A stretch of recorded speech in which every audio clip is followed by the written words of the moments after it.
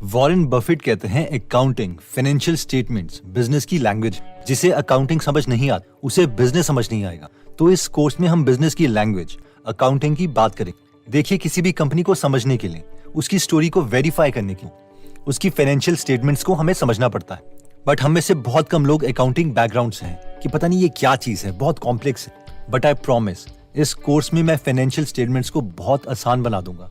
तो इस कोर्स को आप पूरा देखिए। ओके, तो ये कोर्स हमने सहूलियत के लिए 2 पार्ट्स में तोड़ा है। इस कोर्स का सेकंड पार्ट गीगल वीडियो एप्लीकेशन में अवेलेबल है। अगर आप चाहें तो ये दोनों पार्ट्स गीगल वीडियो ऐप में देख सकते हैं। इसका लिंक हम डिस्क्रिप्शन और फर्स्ट कमेंट में दे देंगे। Anyways, let's start my dear brothers and sisters. पहले तो बस ये याद रखिए कि कंपनी ने पैसे कहाँ खर्च किए, कितना कमाया, क्या क्या खरीदा एक्सेट्रा 3 कागजों में लिखा जाता है। यानी ये कंपनी 3 रिपोर्ट्स बनाती है और ये 3 पार्ट्स हैं: इनकम स्टेटमेंट, बैलेंस शीट और कैश फ्लो स्टेटमेंट। अगर आप इनके नाम भी पहली बार सुन रहे हैं तो कोई बात नहीं, हम इन्हें बहुत इजी वे में समझेंगे। तो इन स्टेटमेंट्स को बहुत इजी वे में समझने के लिए आप इमेजिन करो कि एक दिन आप बर्गर किंग के बिजनेस से इंप्रेस हो जाते हो और आप सोचते हो कि यार मैं भी एक सिमिलर बिजनेस बनाऊंगा। इसलिए आप एक बर्गर का बिजनेस स्टार्ट कर दो। फिर आप सोचते हो कि यार मेरा गोल तो बड़ा बनने का, लेकिन मैं शुरुआत छोटे से करूंगा। पहले मैं एक ठेला खोलूंगा। हंसिए मत, बड़े गोल्स की शुरुआत ऐसे ही होती है। तो इस बिजनेस का नाम आप रखते हैं ग्रेट बर्गर प्राइवेट लिमिटेड। ओह, आपको पता चलता है कि आपके पास तो पैसे ही नहीं है, इसलिए आप अपने पहले बैंक के पास जाते हैं और वो हैं आपके डैड। इन शॉर्ट, आप अपने पापा से 5,000 रुपए लेते। बस इतने स्टेप्स में हम आपके business great burger private limited की बैलेंस शीट बनाते हैं। तो बेसिकली एक जगह हम लिखते हैं एसेट्स, यानी आपके बिजनेस के पास क्या क्या चीजें हैं, इंक्लूडिंग कैश या कोई सामान एक्सेट्रा। और एक जगह लिखते हैं लायबिलिटी, यानी आपके बिजनेस में ऐसी क्या क्या चीजें हैं जो आपको दूसरों को देनी, जैसे कि उधार एक्सेट्रा। तो अपने डैड से पैसे लेने से जस्ट पहले आपके पास 0 एसेट्स थे और 0 लायबिलिटीज थी, यानी कोई उधार नहीं।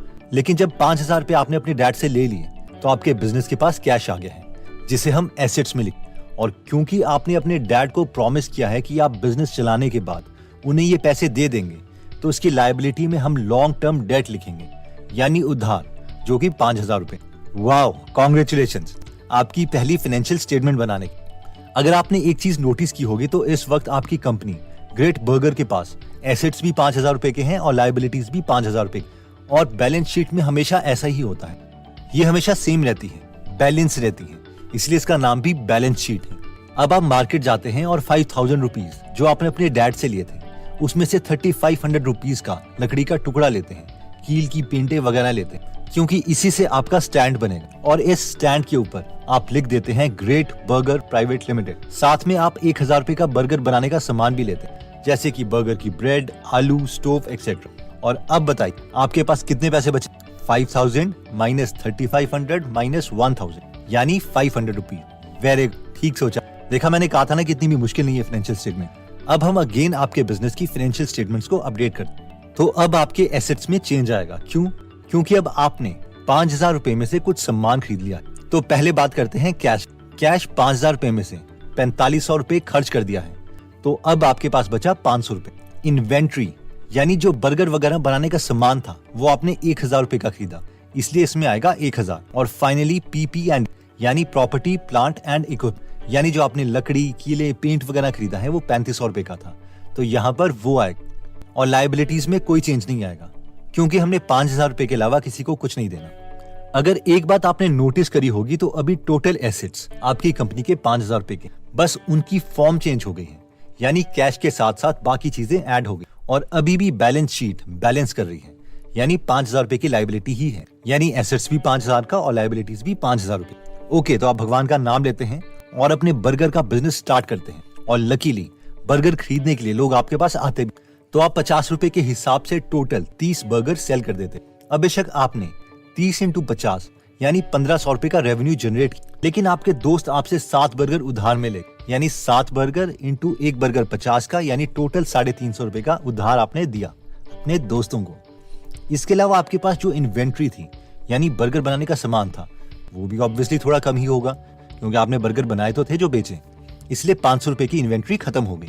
तो अभी हमने बस 3 चीजें करी हैं, जिसे एक लाइन में समराइज करें तो ये है कि 500 रुपए का बर्गर का सामान हमने 1,500 में बेचा और 1,500 रुपए में हमें 1,150 रुपए कैश मिला और 350 रुपए का उधार है जो हमने अपने दोस्तों को दिया है। तो चलिए इन तीनों चीजों को हम अपने एसेट कॉलम में ऐड कर लेते हैं। पहले कैश था 500 रुपए, अभी बर्गर बेच के आपको 1150 रुपए कैश और मिला है, तो अब आपके पास हो गए हैं 1650 रुपए कैश।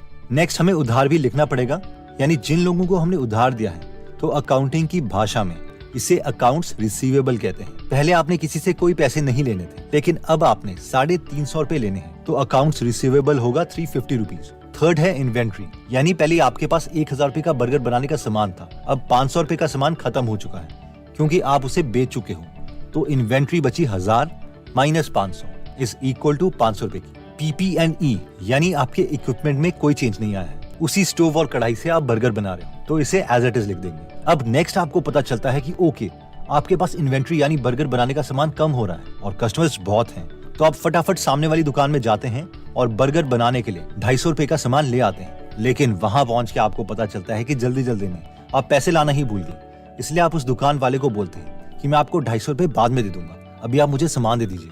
तो अब ये 250 रुपए दो जगह लिखे जाएंगे। पहला, इन्वेंट्री में ऐड होंगे क्योंकि हमारे पास अब बर्गर बनाने के सामान बढ़ गया है और वो 250 रुपए से बढ़ गया है। सेकेंड, लायबिलिटी में ऐड होंगे क्योंकि हमें ये 250 रुपए उस दुकान वाले को देने हैं, क्योंकि ये तो हम उधार पे लेके आए हैं।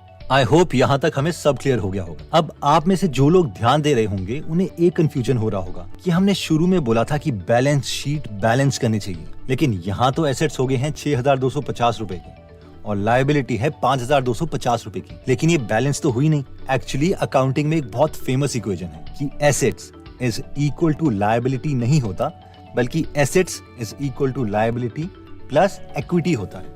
अब आप में से कई लोग सोचेंगे कि ये इक्विटी क्या है यार, तो ये बहुत ही सिंपल है। Equity is equal to assets minus liability, यानी जितने भी एसेट्स हैं, यानी हमारे केस में कैश, बर्गर बनाने का सामान, स्टोव एक्सेट्रा, इन सब को बेचकर जो हमारे पास पैसे आएंगे, अगर उन पैसों में से हम अपनी लायबिलिटीज दे दें, यानी आपके केस में आप अपने डैड को 5000 रुपए वापस दे देते हो और 250 रुपए दुकान वाले को वापस दे देते हो, तो जो अमाउंट आपके पास बचेगा वो आपके बिजनेस की इक्विटी होगी।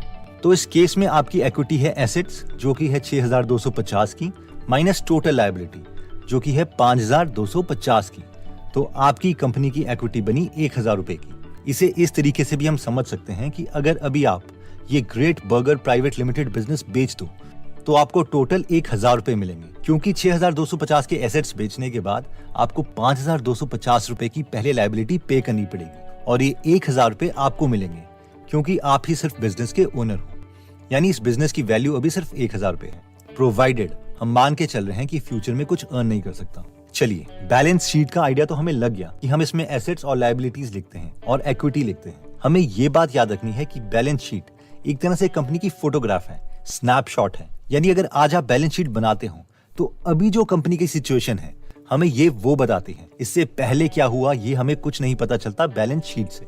अगर हमें कंपनी की एक ड्यूरेशन के बारे में इंफॉर्मेशन जाननी है तो वो हम लिखते हैं इनकम स्टेटमेंट में। इनकम स्टेटमेंट अगर हमें आपके बिजनेस की बनानी हो तो वो इस केस में बहुत ही सिंपल दिखेगी। हमने 30 बर्गर सेल किए थे 50 रुपए के हिसाब से, तो 30 × 50 इज इक्वल टू 1500 रुपए, ये हमारा रेवेन्यू है। और जो ये 30 बर्गर बेचने के लिए हमारा सामान लगा उसकी कॉस्ट थी 500 रुपए, यानी COGS, cost of goods sold, ये है 500 रुपए। तो हमारा प्रॉफिट हो गया 1500 minus 500 is equal to 1000 rupees. इतनी छोटी इनकम में हमें कोई टैक्स नहीं देना पड़ेगा, तो बस यही हमारी इनकम स्टेटमेंट है। अब अगर आपने नोटिस किया होगा तो आप देख सकते हैं कि इनकम स्टेटमेंट में तो हमारा प्रॉफिट आया 1000 रुपए, लेकिन अगर हम आपकी कंपनी की बैलेंस शीट देखें तो उसमें कैश 500 रुपए से 1650 रुपए हो गया, यानी 1150 रुपए बढ़ गया। क्या कुछ गलत है इसमें? एक्चुअली इसी डिफरेंस को समझना बहुत इंपॉर्टेंट है और ये डिफरेंस हमें समझ आएगा कैश फ्लो स्टेटमेंट से, क्योंकि कैश फ्लो स्टेटमेंट में सिर्फ वो ही पैसे लिखे जाते हैं जो एक्चुअल में कंपनी में आए या गए। अगर आपकी कंपनी ने कुछ उधार लिया है तो इसका मतलब है कि सच में कोई पैसा आपकी कंपनी को छोड़ के नहीं गया है, तो वो पैसा कैश फ्लो में नहीं लिखा जाएगा। वैसे ही अगर आपकी कंपनी ने किसी को उधार दिया है, जैसे कि दोस्तों को बर्गर, तो वो पैसा भी कैश फ्लो स्टेटमेंट में मेंशन नहीं होगा। तो चलिए आपके बिजनेस की कैश फ्लो स्टेटमेंट बनाते हैं। कैश फ्लो स्टेटमेंट बनाने के लिए हमें इनकम स्टेटमेंट की नेट प्रॉफिट से स्टार्ट करना पड़ेगा। तो इनकम स्टेटमेंट के अकॉर्डिंग नेट प्रॉफिट था 1000 रुपीज, लेकिन अब इसमें हमें वो सारा पैसा ऐड या सब्ट्रैक्ट करना है जो हमारे पास आया या हमारे से दूर गया। तो चलिए लेट्स फॉलो द मनी। पैसे पर नजर रखिए। तो आपने 250 रुपए का बर्गर का सामान खरीदा, यानी पैसे आपके पास से गए, तो हम माइनस 250 रुपीज कर सकते हैं। लेकिन अब क्योंकि ये हम उधार में लाए थे तो 250 रुपीज इसमें ऐड भी करेंगे। इन शॉर्ट अभी हमारे पास से कुछ भी पैसे नहीं गए, लेकिन फिर भी हम इन दोनों एंट्री को कैश फ्लो स्टेटमेंट में दिखा सकते हैं। Inventory purchased plus 250 rupees, accounts payable यानी अभी हमें किसी को पैसे देने हैं, वो आएंगे माइनस 250 रुपीज। इसके अलावा हमने 500 रुपए के बर्गर सेल किए थे, यानी हमारे पास 500 रुपए आए थे, तो हम इसमें 500 रुपए ऐड करेंगे। और साथ ही साथ 350 रुपए के बर्गर के पैसे तो अभी तक हमने अपने दोस्तों से लिए ही नहीं, तो इसमें हम 350 रुपए सब्ट्रैक्ट करेंगे। तो इन दोनों एंट्रीज को भी हम कैश फ्लो स्टेटमेंट में लिख लेते हैं, जो कि है इन्वेंट्री सोल्ड यानी बर्गर जो सेल करे प्लस 500 रुपीज, अकाउंट्स रिसीवेबल यानी पैसे जो अभी तक हमें मिले नहीं है, वो आएगा माइनस 350 रुपीज। तो अब इन सबको ऐड करके ऑपरेटिंग कैश फ्लो जो हमारे पास बचा है वो है 1150 रुपए। आई होप अब हमें क्लियर हो गया होगा कि net profit actual cash flow से इसीलिए डिफरेंट है क्योंकि हमने एक पर्टिकुलर तरीके से अपना बिजनेस चलाया है, यानी इस केस में हमने उधार लिया भी है और उधार दिया भी है। इससे पहले कि अगली वीडियो में हम किसी रियल कंपनी की इन तीनों फाइनेंशियल स्टेटमेंट्स देखें, हम पहले इस वीडियो के मेन कॉन्सेप्ट्स को रिवाइज कर लेते हैं। इस वीडियो में हमने देखा कि कंपनी की बैलेंस शीट कंपनी की क्रेडिट रिपोर्ट है, हमें ये बताती है कि कंपनी की अभी लायबिलिटीज क्या है, यानी उसे क्या क्या देना है, और कंपनी के एसेट्स क्या है, यानी कंपनी अभी क्या ओन करती है। इसके साथ ही हमने देखा कि बैलेंस शीट कंपनी की स्नैपशॉट की तरह है, यानी एक फोटो की तरह। बैलेंस शीट कंपनी के सिर्फ एक मूवमेंट को कैप्चर करती है, कंपनी के साथ पिछले कुछ महीनों क्या हुआ ये इससे पता नहीं चलता। इसके बाद हमने इनकम स्टेटमेंट देखी जो हमें बताती है कि कंपनी ने एक ड्यूरेशन में कितने पैसे कमाए और कितने पैसे खर्चे।